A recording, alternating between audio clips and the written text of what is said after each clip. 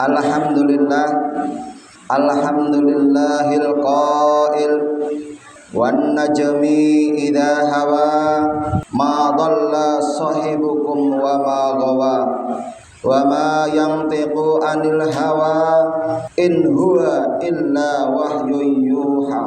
Allamahu syadidul quwa dzu mirratin fastawa wa huwa bil ufuqil a'la summa dana fatadalla fakana qaba qausaini aw adna fa auha ila abdihi ma auha. Asyhadu an la ilaha illallah ilaha wahida wa asyhadu anna sayyidana wa maulana Muhammadan abduhu wa rasuluhu la nabiyya ba'dahu wa la rasula. Usalli wa usallim wa ukarrim wa urahim ala sayyidina wa maulana Muhammadin wa ala alihi wa ashabihi wa dhurriyyatihi wa ummatihi ajma'in daiman abada, amma ba'du. Hadirin jamaah salat Jumat rahimakumullah, marilah kita bertakwa kepada Allah Subhanahu wa taala. Marilah kita mentaati perintah-perintahnya Allah Subhanahu wa taala dan menjauhi apa yang dilarang oleh Allah Subhanahu wa taala. Kami sebagai khatib kali ini sangatlah wajib memerintahkan dan mewasiatkan agar kita ini selalu bertakwa, melakukan perintah-perintahnya, menjauhi apa yang dilarang oleh Allah Subhanahu wa taala. Sekali lagi usikum wa nafsi bi taqwallah faqad fazal muttaqun. Hadirin jamaah salat Jumat rahimakumullah, di antara upaya untuk meningkatkan takwa kita kepada Allah Subhanahu wa taala adalah dengan bekerja. Hal ini diperintahkan oleh Allah Subhanahu wa taala dalam surah Jum'ah atau Jumu'ah yang berbunyi fa idza qudiyatis sholatu fantasiru fil ardi wabtaghu min fadlillahi wadhkurullaha katsira la'allakum tuflihun. Fa idza, maka apabila qudiya telah diselesaikan as-sholatu, apa sembahyang atau salat, fantasiru, maka bertebaranlah kamu. Kalau bahasa kita, maka pencilaanlah kamu di muka buminya Allah Subhanahu wa taala. Wabtaghu min fadlillahi, dan carilah karunia Allah, carilah rezeki Allah, carilah anugerah Allah Subhanahu wa taala. Wadhkuru katsiran la'allakum tuflihun. Tetapi kamu jangan lupa berzikir kepada Allah Subhanahu wa taala. Zikir yang dimaksud di sini adalah ada zikir wajib, ada zikir sunnah. Zikir yang wajib di sini maksudnya adalah sholat, karena di dalam ayat lain Allah sebutkan zikir itu setara dengan sholat. Sebagaimana firman Allah, aqimis sholata li dzikri. Akimi, tegakkanlah as-sholata, sembahyang, li dzikri, untuk berzikir kepadaku. Maka dari itu ayat di sini, jika kita menginginkan la'allakum tuflihun, Allah menyuruh kita pencilaan di muka buminya Allah untuk mencari rezeki, untuk mencari karunia-Nya Allah Subhanahu wa taala. Tapi jangan lupa zikir wajib kita kepada Allah Subhanahu wa taala. Jika bisa ditambah zikir-zikir sunnah yang lainnya, karena dengan banyak berzikir itu la'allakum tuflihun, bisa mengantarkan kita menjadi orang yang bahagia atau bejo kemayangan. Rasulullah sallallahu alaihi wasallam juga bersabda yang berbunyi, man talaba dunya halalan, barang siapa mencari kehidupan dunia dengan cara yang halal, niatnya istighfafan anil mas'alah, untuk melindungi dirinya, anak dan keluarganya dari meminta-minta, wasa'yan ala ahli, dan untuk menghidupi keluarganya. Yang ketiga, wa ta'atufan ala jari, jika ada kelebihan untuk berderma kepada sanak keluarga, masjid, musola, madrasah dan jalan-jalan sabilillah lainnya. Jawabnya, jaa yaumal qiyamati wa wajhuhu kal qamari lailatal badari. Jaa wajhuhu, maka dia akan bangkit dari kuburan, wa wajhuhu kal qamari, wajahnya cemerlang melebihi cemerlangnya bulan purnama di tengah gelapnya gelap gulita. Dari hadis ini memberikan pelajaran, mencari rezeki atau bekerja, berkarya, beraktivitas itu merupakan perintahnya Allah Subhanahu wa ta'ala. Thalabul halal, mencari yang halal, itu diperintahkan oleh Allah Subhanahu wa ta'ala. Apalagi diniati sebagaimana niat dari Rasulullah sallallahu alaihi wasallam. Yang pertama, untuk melindungi diri dan keluarga dari meminta-minta.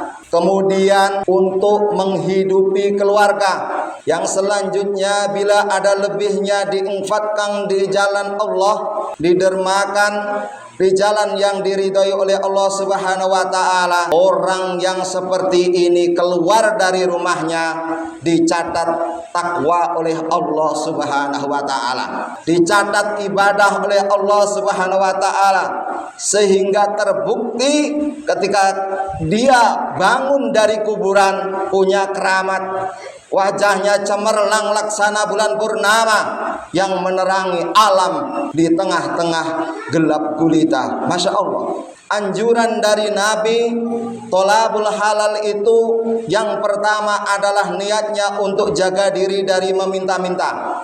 Yang kedua, mencukupi kebutuhan keluarga. Jika ada lebihnya ditasarrufkan di jalan Allah Subhanahu wa ta'ala. Bukan mencari rezeki untuk ibadah. Kalau mencari rezeki untuk ibadah, ini banyak bohongnya. Ketika kita dipanggil hayya ala sholah, reneo sholat, hayya alal falah, kemarilah kalau kamu ingin bahagia. Tetapi realita jawabannya ada di hati kita masing-masing. Makanya Rasulullah SAW niatnya yang mesti-mesti saja. Kalau niat yang tinggi boleh, tetapi kalau sudah sesuai dengan fakta dan realita. Adapun hadis ini disambungkan lagi, ancaman keras, mendiskreditkan thalabul halal, tetapi melupakan zikir kepada Allah Subhanahu wa ta'ala. Man talabat dunya halalan mukasiran, sebaliknya barang siapa mencari halal, mencari kehidupan dunia sekalipun halal caranya, tetapi mukasiron, untuk kemegahan, untuk bangga-banggaan, untuk menumpuk-numpuk harta, laqiyallahu wa huwa alaihi ghadban, Allah murka ketika bertemu dia, Allah dalam keadaan wa huwa alaihi ghadban, Allah dalam keadaan memurkainya. Artinya fiqhul hadisnya, kepahaman dari hadis ini bisa dimengerti kita bersama. Yang pertama, mencari halal itu diperintahkan oleh Allah Subhanahu wa ta'ala. Dan ketika mencari halal, hendaknya kita meneliti, mewaspadai niat kita lagi. Sudahkah kita niat sebagaimana yang diatur, yang disampaikan oleh Rasulullah Sallallahu Alaihi Wasallam tadi? Sehingga jika sudah mencari halal dengan niat yang benar, maka keramat di hari kiamat, yakni terangnya wajah kita melebihi kal qamari lailatal badari, seperti rembulan di tengah-tengah bulan purnamanya. Tetapi jika tujuan kita lain, untuk bermegah-megahan dan lain sebagainya, melupakan zikir wajib kepada Allah Subhanahu wa ta'ala, Allah wa huwa alaihi ghadban, Allah akan sangat murka. Hadirin jamaah salat Jumat rahimakumullah, dengan bekerja seseorang akan senang dan tenang. Dengan bekerja orang akan bisa menafkahi keluarga, dan bekerja ini akan membunuh jiwa tamak, akan mengurangi keinginan untuk meminta-minta.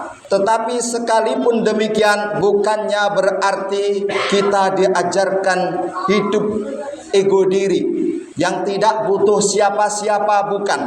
Islam tetap mengajarkan kita supel, banyak kawan, ramah, dan pandai bergaul.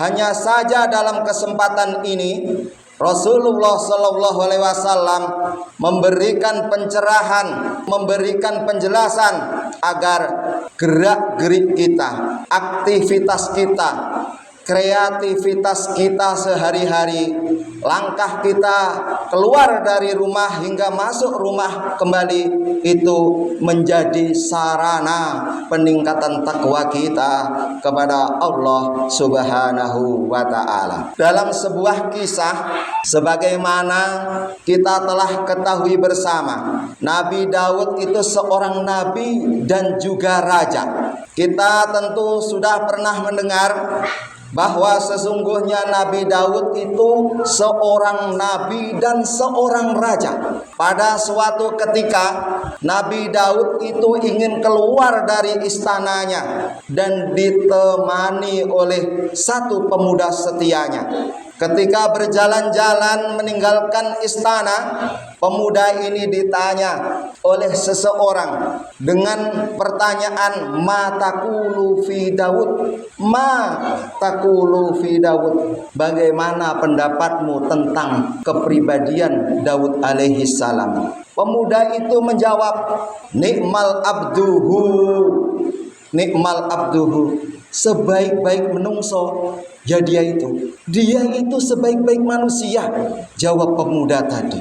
Mahi, lantas orang itu bertanya lagi, apa maksudnya? Apa itu? Kok disebutnya nikmal abduhu, sebaik-baik manusia ya dia itu? Cerita demi cerita dijelaskanlah bahwa suatu saat Nabi Daud itu menerima gaji dari profesinya sebagai raja. Diambilkanlah gajinya itu dari Baitul Malil Muslimin, kalau bahasa kita bank negara. Suatu ketika seusai makan mendapatkan ilhamat atau petunjuk ketuhanan yang berisi bahwa sesungguhnya memakan rezeki dari hasil tangan sendiri itu diridhoi oleh Allah Subhanahu wa Ta'ala. Mendapatkan ilhamat ini, Nabi Daud langsung lari menuju mihrab atau tempat sholatnya. Di situ munajatlah kepada Allah, menangislah kepada Allah, berbisiklah kepada Allah dan berdoa. Doa ini diabadikan oleh Allah Subhanahu wa Ta'ala dalam firman-Nya, ya Rabbi allimni san'atan a'malu ha biyadayya.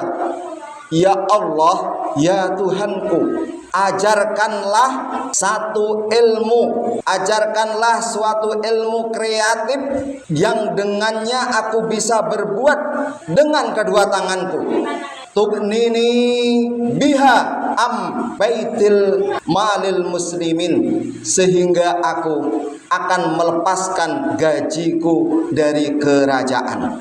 Doa Nabi Daud alaihi salam ini diijabah oleh Allah Subhanahu wa Ta'ala. Sekalipun gaji itu halal, menerima bantuan dari bank negara juga halal, tetapi Nabi Daud ini ingin mendapatkan tambahan cinta dari Allah Subhanahu wa Ta'ala. Minta diajarkan satu ilmu, satu pekerjaan yang dengan pekerjaan itu dia bisa makan. Selanjutnya akan meninggalkan gaji dari negara itu. Akhirnya Allah Subhanahu wa Ta'ala menjawab dengan firman-Nya, walaqad ataina Dauda minna fadda ya jibalu awwibi ma'ahu wat-tair wa alanna lahul hadid.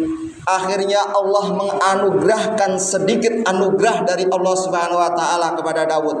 Kemudian Allah berfirman, wahai gunung ya jibal wat-tair awwibi ma'ahu, bertasbihlah kamu bersama-sama Nabi Daud alaihi salam. Dan termasuk mukjizatnya Nabi Daud, ketika Nabi Daud membaca kitab Zabur, gunung burung ikut berdendang, ikut bergoyang. Subhanallah. Yang terakhir bukti pengijabahan doa Nabi Daud adalah wa alanna lahul hadid. Besi ketika dipegang oleh Nabi Daud langsung luluh lantak, lulur menjadi bubur. Itulah doa Nabi Daud yang diijabah oleh Allah Subhanahu wa taala. Satu pekerjaan yang istimewa, yaitu bisa membuat baju besi. Dalam ayat lain diteruskan wa 'allamnahu, kami ajarkan kepada Nabi Daud son'ata labusin, untuk membuat baju besi untuk diri kalian, lituhsinakum mimbaksikum, untuk melindungi, untuk perisai diri saat kamu berperangan. Fahal antum syakirun, apakah kalian semua tidak bersyukur? Dari 3 ayat ini artinya bahwa sesungguhnya Nabi Daud itu ingin memakan hasil kerjanya sendiri, karena bagian dari yang mendatangkan ridha Allah itu bekerja. Bagian upaya untuk meningkatkan takwa kepada Allah Subhanahu wa taala itu adalah bekerja, dan bekerja itu sangat diridhoi oleh Allah Subhanahu wa taala. Terus yang kedua, diijabahnya doa Nabi Daud ingin diberi satu pekerjaan yang bisa dilakukan dengan kedua tangannya, sehingga dia bisa makan dari hasil keringatnya sendiri. Yang ketiga, Allah Subhanahu wa taala itu pasti mengijabahkan doa. Ud'uni fastajib lakum, berdoalah kalian, fastajib lakum, maka Allah pasti akan mengabulkan doa-doa kalian. Tetapi kapankah itu dikabulkan oleh Allah? Wallahu a'lam. Allah lah yang maha mengetahui. Hadirin jamaah salat Jumat rahimakumullah, sebagai penutup dari sekian firman Allah, hadis-hadis Rasulullah dan kisah Nabi Daud alaihissalam tadi memberikan pelajaran. Satu, bekerja itu merupakan perintahnya Allah Subhanahu wa taala. Yang kedua, bekerja itu bisa sebagai sarana untuk meningkatkan takwa kita kepada Allah Subhanahu wa taala, dengan catatan kita mencari halal. Yang kedua, niatan kita itu untuk melindungi diri kita dan anak kita, istri kita dari meminta-minta. Yang kedua, untuk menghidupi keluarga. Yang keempat atau selanjutnya itu untuk berbagi, berderma kepada sesama atau di jalan yang diridhoi oleh Allah Subhanahu wa taala. Dan akhirnya mudah-mudahan segala gerak-gerik kita, langkah kita dari rumah hingga masuk rumah kembali, mau tidur hingga tidur kembali, zahiran wa batinan, secara lahir dan batin, jika kita niatkan yang benar mengikuti perintahnya Allah Subhanahu wa taala, maka semuanya itu akan dicatat sebagai upaya peningkatan takwa kita kepada Allah Subhanahu wa taala. Semoga kita semua tergolong orang-orang yang mendapatkan rahmat. Semoga kita semua tergolong orang-orang yang mendapatkan berkat.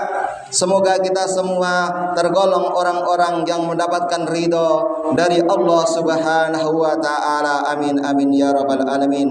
Barakallahu li wa lakum fil Qur'anil azim wa nafa'ani wa iyyakum bima fihi minal ayati wa dzikril hakim. Aqulu qouli hadza wa astaghfirullahal azim innahu jawwadun karim barun raufur rahim.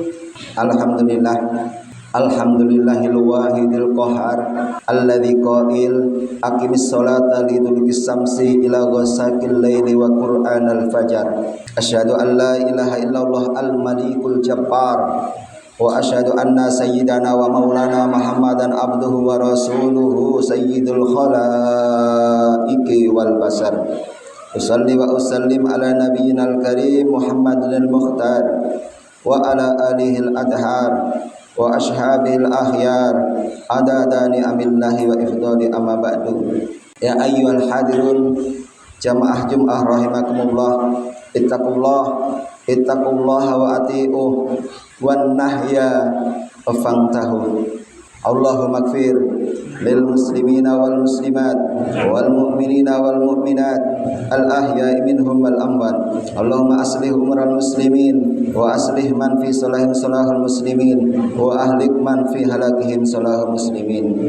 Allahumma ya Allah unsur Islam wal muslimin wa ahlikal kafarata wal zalimin. Rabbana zalamna anfusana wa illam taghfir lana wa tarhamna lanakunanna minal khasirin. Rabbana wa atina ma wa'adtana ala rasulika wa la tuzina ya Allah yaumal qiyamah innaka la tukhliful mi'ad. Rabbana atina fid dunya hasanah wa fil akhirati hasanah wa qina adzaban nar. Walhamdulillahi rabbil alamin.